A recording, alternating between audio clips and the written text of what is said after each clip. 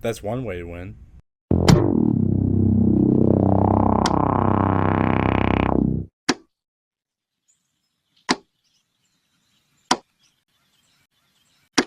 The Atlanta Falcons. They won, surprisingly, against the Eagles. Final score of the game was 22-21, and you know, okay. Before we get ahead of ourselves here, let's go over some of these stats right here. Cousins, he threw 20 for 29 with a completion rating of 69.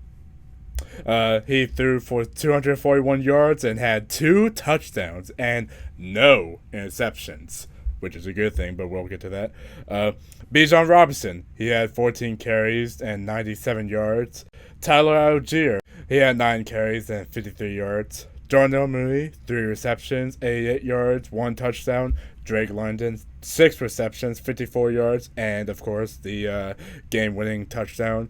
Ray McLeod, 3 receptions and 42 yards. And as for the defense, Jesse Bates, he had 7 tackles and 1 interception, the one that sealed the game away. AJ Terrell had 7 tackles. Caden Elise had 6 tackles. Matthew Judon had 3 tackles and 1 sack.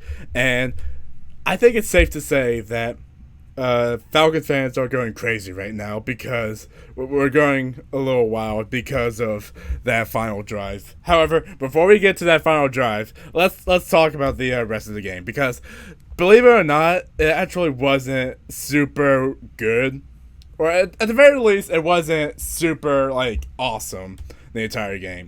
That is to say, Kirk Cousins definitely looked like he improved. He still didn't look perfect. I'd even go as far as to say he still looked mediocre. But that's better than how he was last week. Because as we know, last week he looked very rusty. But this game, I just feel like this game is where he was able to shine a lot more. No TJ Watt to bully him no more at last. But that's not the only thing that improved. Offensive play calling got a lot better. One point that I didn't make last week that I really wanted to make was Zach Robinson calling mostly pistol formation and not much play action. The one time we did play action, we got the touchdown, but then after that, he just decided to abandon it for the most part. But this game, we had more dynamic formations, we had more play action, and the O-line looked better. As you know, like I said, no TJ Watt to penetrate through and get to Cousins. Believe it or not, my main issue with the Falcons doesn't mainly lie with the offense. It kind of lies in with the defense. Now, obviously, we had a very, very tough offense to go up against. You know, Jalen Hurts, Saquon Barkley. You know, they had a pretty good game today.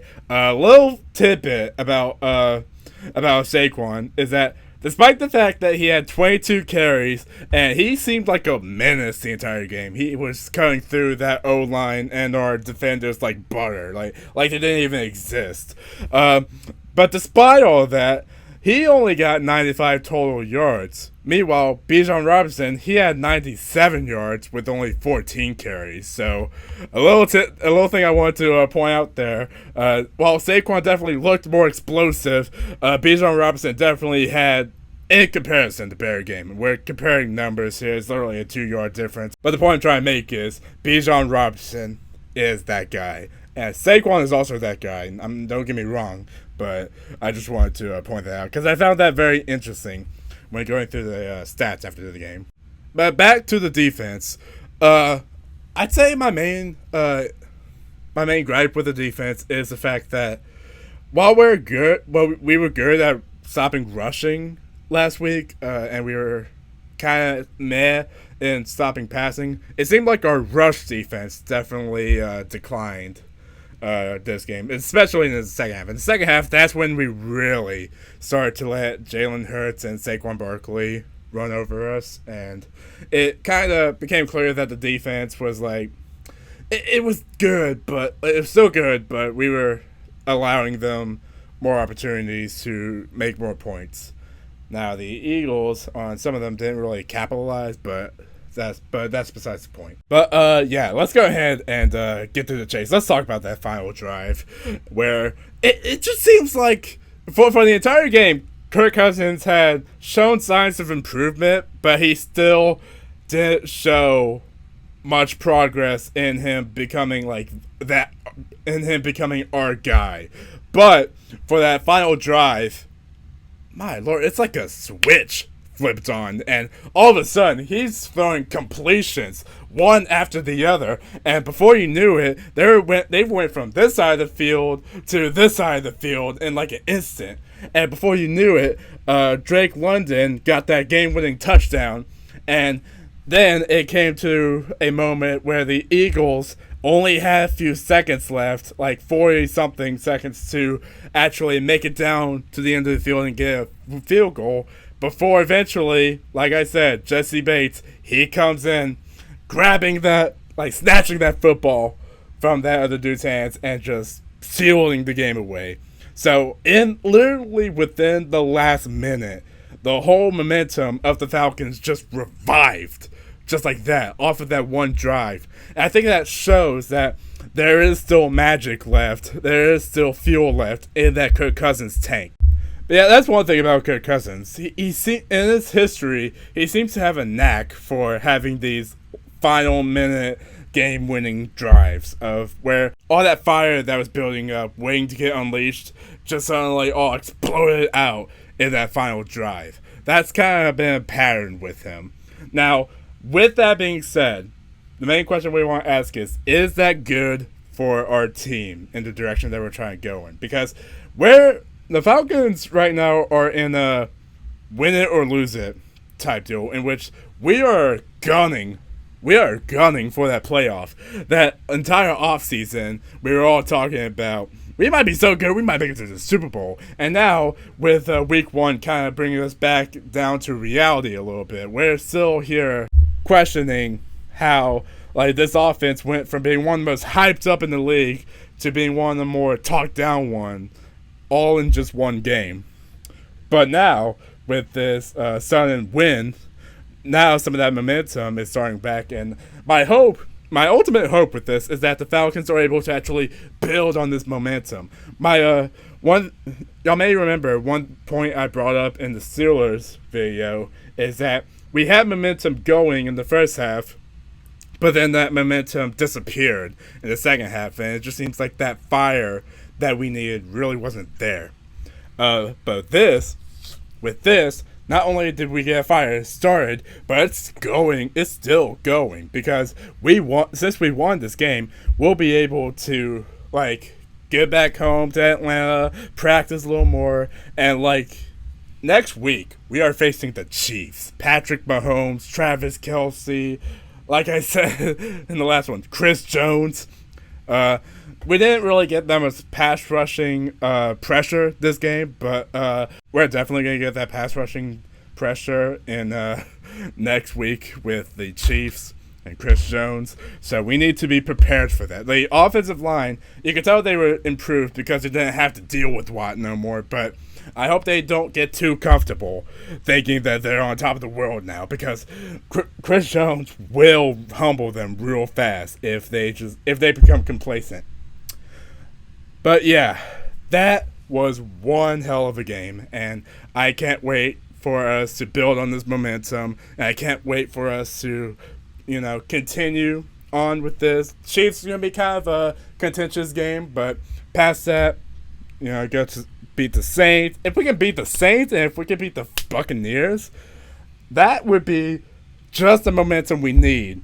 Like, let's say it gets diminished next week with the Chiefs, which is 100% possible. Like, if it gets diminished, we can still go up against the Saints and the Buccaneers, who they're at the top of the division. They think they're all that. But we, as a team, we have the ability and the talent to be able to knock them off that throne and for us to take that spot for ourselves. So this is exciting times right here. This was so close to being another pessimistic video up until that last drive. I think that last drive, definitely don't want to overreact and say we're going to the Super Bowl when we're not trying to get into Yinzer mode or anything, but I think what this last drive really told us is that Kirk Cousins, if he wants to, And if he's determined enough, he can win games for us. And I think from here, if he builds on that, we could become that team that we were expecting to be during the offseason. Also, one more thing before the end of the video, I want to touch on this real quick. Ray McCloud did not deserve that flag for punching CJ Gardner-Johnson. If you go back and you watch what this dude did, I'm talking about Gardner, he yanked Ray's mouthpiece off of his helmet for no reason. There was no reason for him to do that. And in response, Ray just slightly grazed him. It wasn't even like a full-on punch. It was more like a graze. So that I call bullcrap on that. But outside of that, you know, in the end of the day, it doesn't really make a whole lot of difference. But I just wanted to call that out in case the Eagles wanted to be like, well, y'all had that flag. Like, nah. You can throw wherever defense you want, but nah. There was no instance where CJ should have just snatched his mouthpiece from that. I don't think that should have been flagged on Ray's part for retaliating against that. But that's besides the point. We still got the win, and it was funny seeing CJ later just be like, yeah, before our drive, and back to reality. Let me know, by the way, if you want to let me know how you feel about that penalty, because there's kind of been of a contention with Eagles and Falcons fans who are kind of debating it right now. But yeah, I want to see what y'all think of that, because I personally think Ray shouldn't have been flagged for that, but I can see why others could see that as, like, I don't know. Yeah, that is going to be all for today. It's 11:39 right now. I should really go to bed. I got laundry I gotta finish, but yeah, I just wanted to get this video out there as soon as possible. And yeah, thank y'all for watching. See ya.